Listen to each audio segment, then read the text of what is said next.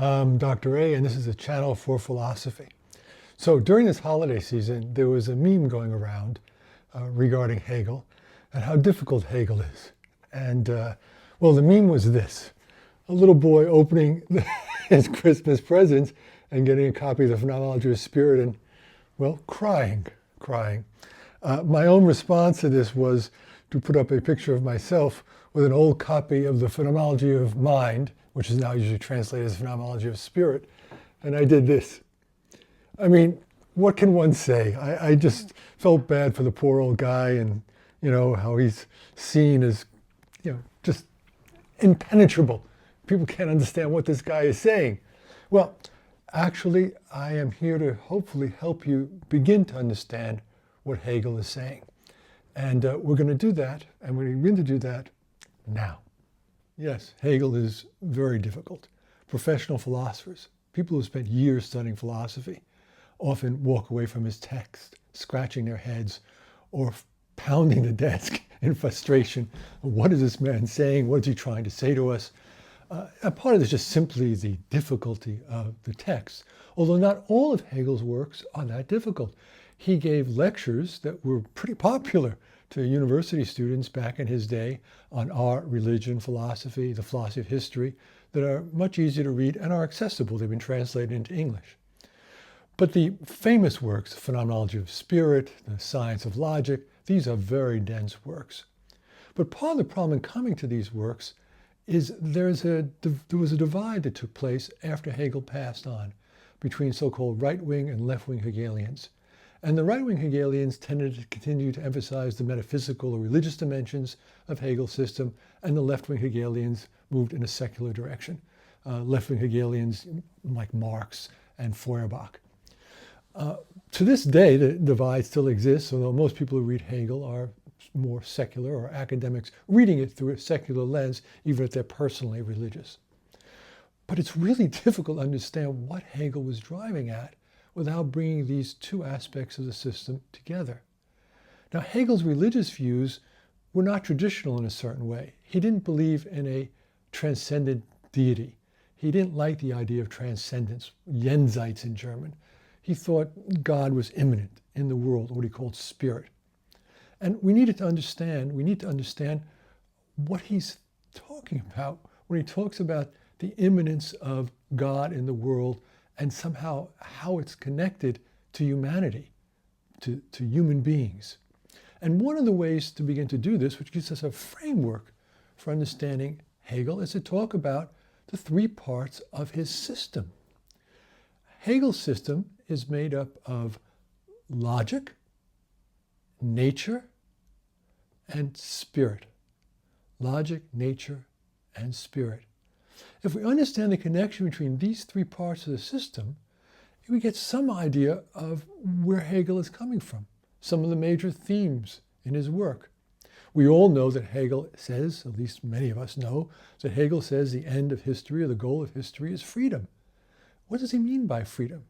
Well, to some extent, to a great extent, you have to understand the system as a whole to really appreciate what Hegel meant by freedom, which, by the way, is much closer to our understanding of the term self-determination than it is to the word freedom. Because the word freedom in English often implies just, deciding whatever you want to do, whenever you want to do it, a kind of caprice.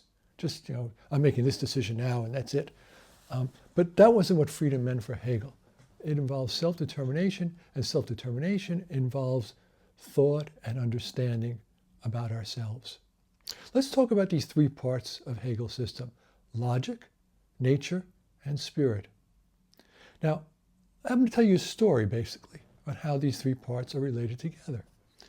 The logic can be thought of as the ideas that somehow constitute the fabric of the cosmos, the fabric of the human world and of the entire world around us. How it does this, that is one of the mysteries and the difficulties of Hegel's system. But Plato had a lot of difficulty trying to relate the world of ideas to the world around us, the world of opinion. And idealists often have these issues with relating ideas on a more cosmic level to the day-to-day. Hegel thought he had done it, But that is one of the major challenges in trying to deal with Hegel, is to understand how he can reconcile these two things. But let's leave all these questions of how he can reconcile them, the details, etc., aside. And let's just concentrate on the fact that there's this thing called logic, which contains the ideas that are somehow at the heart of, or constitute the fabric of our cosmos. But the thing is, if you just have logic, if you just have ideas, it's not enough for Hegel, because the ideas have no awareness of themselves. They're not conscious ideas. They're not thought about. And in not being thought about, they're not fully developed. Now, Hegel borrows a lot from Aristotle. He thinks that, for example, we can think about things in terms of potentiality and actuality. An acorn to an oak tree. Acorn is the potential, the oak tree is the actuality. For Hegel, the logic by itself is actually only potentially fulfilled. It's not fulfilled yet. Something else has to happen for these ideas that constitute the fabric of the universe, so to speak, fully realize themselves. And that's going to require a conscious awareness of what these ideas are about. And how does that conscious awareness happen? Well, it happens in human beings and in human communities. And throughout human history, we develop more and more of an understanding of the logic. But let's go back to the three terms again: logic, nature, spirit. So Hegel will say that what happens is this logic, one way of thinking about it, the ideas, or the idea, which is all the ideas together, externalizes itself, alienates itself, and places itself in what we would call the world of nature, the natural world. And in that state, it is alienated from itself. There is just the ideas embodied in materiality in some way, not conscious. And it could be not just materiality, organic materiality, living things also. But it's still the world of nature before self-consciousness, before an awareness of the ideas have arisen. So what has to happen now is we can't simply have the ideas going outside of themselves in some way. We have to have creatures that can understand these ideas. Now, what is he saying here? Well, one of the ways of dealing with Hegel on this theme is to say, well, you don't really understand something unless you can get some distance on it. So if you're completely immersed in something, you don't really appreciate it. You just have to stand back and get some conscious awareness of what it is that you're thinking about. And that the fact that you're thinking about it may also come into play and may be important. And so unless we have this sort of distance, we can't really understand things. We just are mired in them. We don't have the ability to sort of like understand something if we're just simply within the thing or relating to the thing in a purely physical manner, let's say. So ideas in and of themselves need a kind of self-consciousness or awareness to be fully appreciated and understood. And when the logic externalizes itself into nature, you still don't have that self-consciousness or that awareness. That requires human beings, what Hegel calls finite spirit. And human beings arise and they have a history. And during that history, what happens is people become more and more aware of who and what they are. Because you see, freedom will involve understanding ourselves as deeply as possible, and understanding ourselves as deeply as possible involves understanding the ideas that constitute the fabric of the cosmos, because we are part of that. So we need a history to get from point X to point Y, to get from a point in which the ideas are merely externalized in nature and not really understood or comprehended, to a point in which we can now comprehend or have consciousness of them. And that requires a development through human history. And as different nation states and different cultures evolve and develop, they develop different understandings of the logic. Different societies contribute different things to the eventual understanding of this logic. And when finite spirit really understands the logic, you have the absolute idea, or what he calls absolute spirit, which sounds really mysterious, but basically it means we've now reached a point that we understand these fundamental ideas that constitute the fabric of the cosmos. Can there be some changes in them, modifying the way in which we present them? Yes, but there's a sense in which we've now basically understood it. It's as if you've gone from the acorn to the oak. And maybe the oak is still going to have some branches that can grow here and there, even when it's fully grown, but there's a significant difference between a grown oak tree and an acorn. And the acorn was the logic before it externalized itself, whereas the tree, the oak tree, is the realization of these ideas through human history. And so one of the ways of thinking about this, which sounds sort of funny, but you can do it, is that the tree from an acorn to an oak is not aware of its growth from an acorn to an oak. But human beings, in historical terms, become more conscious of themselves. It's as if they're the tree growing, but the thing that makes the tree grow, the human tree of knowledge or wisdom, however you want to characterize it, is the fact of becoming more and more aware of being a tree that's growing and becoming a tree.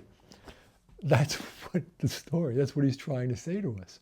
It's like you have to not only grow and develop, but you have to become aware of growing and develop. As a matter of fact, the consciousness of who you are, the deepening of an awareness of who you are, is part of the growth. So different cultures contribute different amounts, shall we say, to how much, or they contribute in different ways to how we understand ourselves as connected to this logic and eventually the absolute spirit which understands the logic.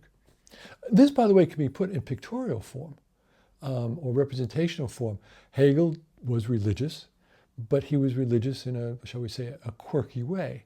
And for Hegel, things like the Trinity were representations. They were what he called pictorial thinking. They didn't really get at the heart of the matter in terms of the way concepts can be understood, but they can sort of represent what it is we're trying to say. And if you think about the Trinity, here's how you can deal with the system. Father, Son, and Holy Ghost. The Father is the logic. The logic before, in a sense, it has externalized itself, alienated itself into nature. The Son represents the nature in which the logic has externalized itself, alienated itself, as well as the return from this alienation, this full alienation, through human history, through finite history. And when the Son fully understands and comprehends the logic, then we have absolute spirit, which corresponds to the Holy Spirit. So that's one way of understanding Hegel's system through the Trinity. Now, of course, the system involves tremendous detail, and there's a huge amount of debate about what he exactly meant in terms of how the logic is related to the world around us. But nevertheless, this is the framework. And one of the things you can see in it is that the notion of externalization or alienation plays a fundamental part in Hegel's system. Instead of, as for Marx, workers being alienated from the object of their labor, for Hegel, the logic, in a sense, has to alienate itself from itself in order to enter nature and then, in a sense, come back to itself through human history. So that's a very, that's a beginning of a sketch of how you might understand Hegel when you want to start reading some of his texts. Now, hopefully in videos down the road, I'll be able to get into some of the texts themselves, some of the lectures perhaps, which are more accessible.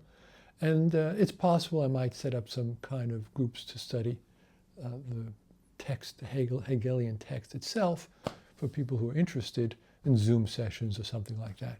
But right now, I'm going to continue these videos, hopefully, and we'll go further into what Hegel was up to.